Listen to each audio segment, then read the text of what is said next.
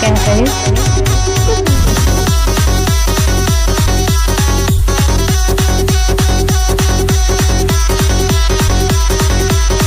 DJ कांताराज।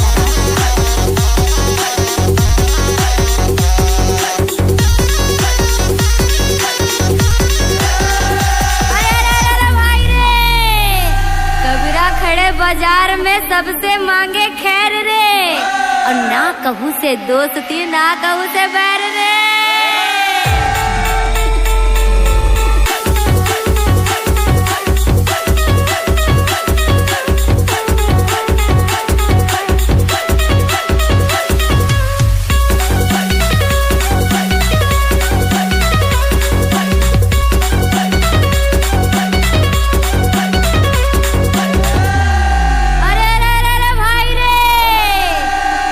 सागर में विष्णु सोए लक्ष्मी पैर दबाए रे, और ना भी कमल ले ब्रह्मा निकले नारद वीणा बजाए रे।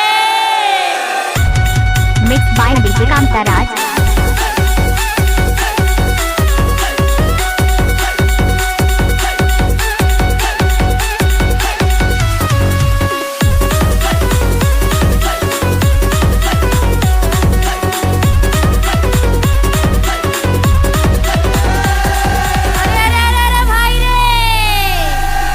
चाहे चांदनी और सूरज चाहे घाम रे, लंका चाहे मंदोदरी और सीता चाहे राम रे।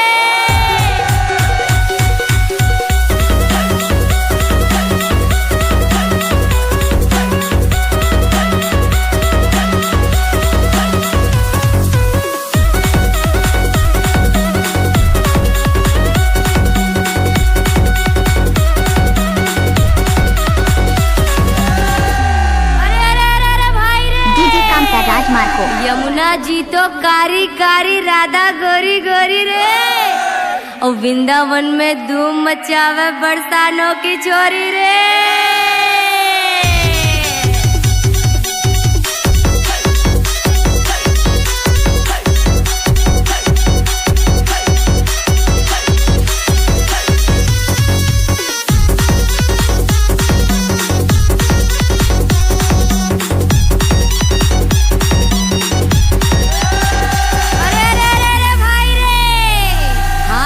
बाजार के उहले लाडू रे, और एक लाडू मार पड़े राम राम साड़ू रे।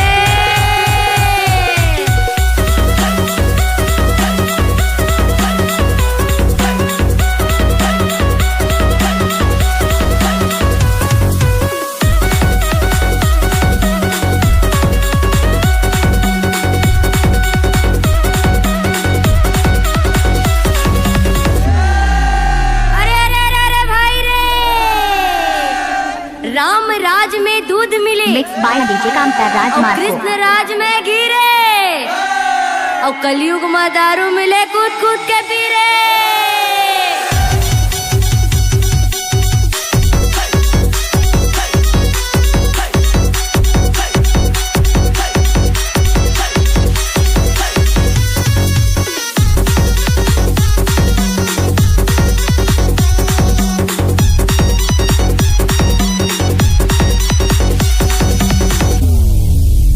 DJ Kantaraj Marco sound दुधमनिया।